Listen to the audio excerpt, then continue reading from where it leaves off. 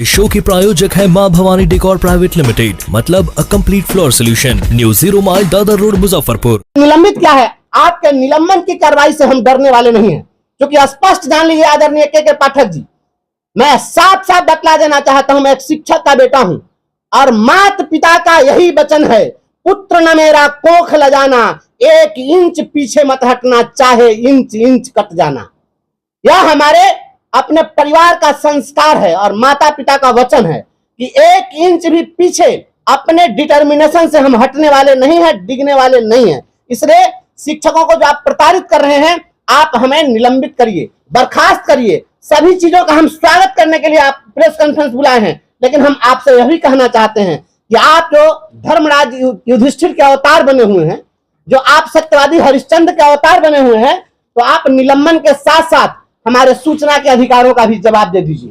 पूछिए अपने मुजफ्फरपुर के जिला शिक्षा पदाधिकारी से और जिला कार्यक्रम पदाधिकारी से, हमने सूचना के अधिकार में इनसे 6 अप्रैल को मांगा था कि आप हमें दीजिए कि आपने समरसीबल कितने लोगों को कहां गरवाया, उसका जो बिल वाउचर है वो आप हमको दीजिए। उसमें कितने हेडमास्टर का जाली सिग्नेचर है, जितना बेंच डेस्क बांटा गया है, आप हमको उसका वाउचर दीजिए। क्यों नहीं दे रहे हैं वाउचर? ये आंख में काला चश्मा लगाकर आप नजर मिलाकर के कब तक, नजर छिपाकर कब तक भागते रहिएगा?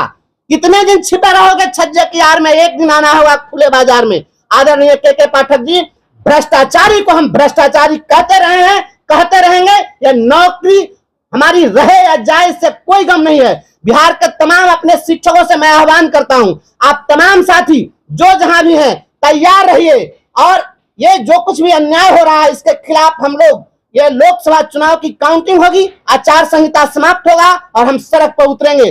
पूरे बिहार के शिक्षक इसके लिए तैयार हैं। 4 माह से हमारा वेतन बंद है, अब 5वां महीना कल से शुरू होगा।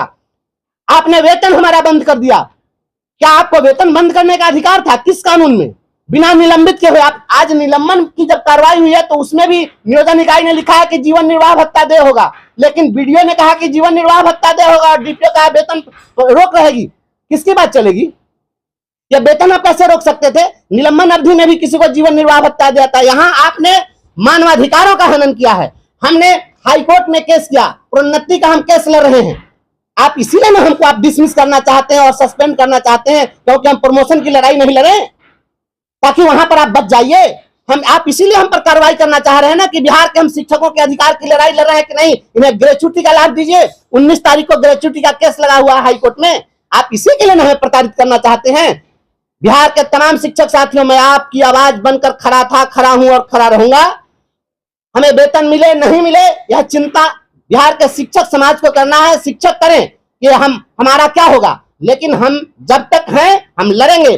और जिला प्रशासन से मैं मांग करता हूं कि इसकी पूरी जांच हो कि किस प्रकार से नियम विरुद्ध इन्होंने हमारा मुख्यालय, निलंबन मुख्यालय सकरा में तय किया है। और हमें यहाँ के एसएसपी साहब, यहाँ आईजी साहब श्रीदीप लांडे साहब और यहाँ के डीजीपी महोदय, आप सभी लोग से मैं यहाँ गुहार लगा रहा हूं कि मेरे जान माल पर खतरा है, क्योंकि यहाँ पर 2 दर्जन से ज्यादा यहाँ पर संवेदक हैं और उन्हीं संवेदकों के सहारे एक जाति विशेष के संवेदक है जिन्होंने बेंच डेस्क सप्लाई किया है और समरसेबल करवाया है। ये सारे लोग डीओ से मिले हुए हैं और इन संवेदकों के माध्यम से हमारी हत्या कराई जा सकती है। इसलिए हमारे जान माल की सुरक्षा की जाए। और डीओ साहब के साथ अगर कहीं पर कोई घटना घटी तो उनको बॉडीगार्ड उपलब्ध कराया गया। हम 6 लाख शिक्षकों की लड़ाई लड़ रहे हैं और एक बिहार के जिम्मेवार, भारत के जिम्मेवार नागरिक होने के नाते एक लड़ाई लड़ रहे हैं, क्योंकि हमारा फंडामेंटल ड्यूटी भी है, हमारा मौलिक कर्तव्य भी है संपत्ति की रक्षा करना। ये सरकार के पैसे को ये बंदरबाट कर रहे हैं। चारा घोटाला से बड़ा घोटाला हुआ है। आज शिक्षक बहाली में भी जो घोटाले हुए वो तो सामने आ गए।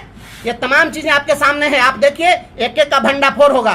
और आदरणीय सुशासन बाबू, जिस राज्य का एसीएस माननीय मुख्यमंत्री की बात नहीं मानता हो, जहां का एसीएस एक पदाधिकारी, एक नौकरशाह जहां के राज्यपाल को चुनौती देता हो, तो पूरे बिहार की जनता के लिए इससे बड़ा शर्मनाक कुछ हो नहीं सकता है।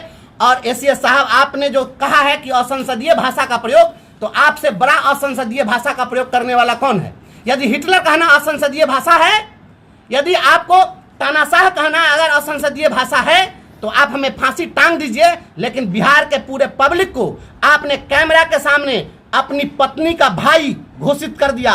ये जो असंसदीय भाषा आपने जो बोला है, जिस तरह से आपने गालियां दी है कैमरा के सामने, उसके लिए आपको भी फांसी होनी चाहिए। हमें भी फांसी चढ़ा दीजिए और इन्हें भी फांसी चढ़ा दीजिए, तभी न्याय हो सकता है। एक पक्षीय नहीं चलेगा। बिहार के तमाम लोगों से मेरा आह्वान है कि इस अन्याय की लड़ाई में आप एकजुट हों, हमारे साथ खड़े रहें, और जैसे ही ये चुनाव की काउंटिंग होगी हम सड़कों पर उतरेंगे।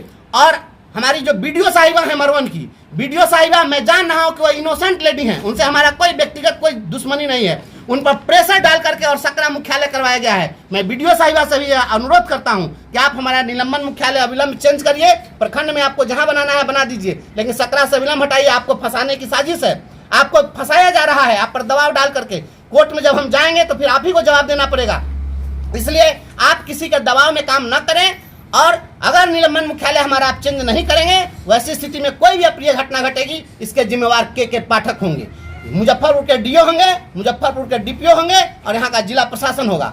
आप तमाम लोगों से मेरा अनुरोध है कि हमको आप न्याय दीजिए, और प्रेस मीडिया के साथ माध्यम से हम इस संवाददाता सम्मेलन को हमने आयोजित किया और हम अपनी बात रख रहे हैं। यह बात आम लोगों तक पहुंचे और सभी लोग जाने।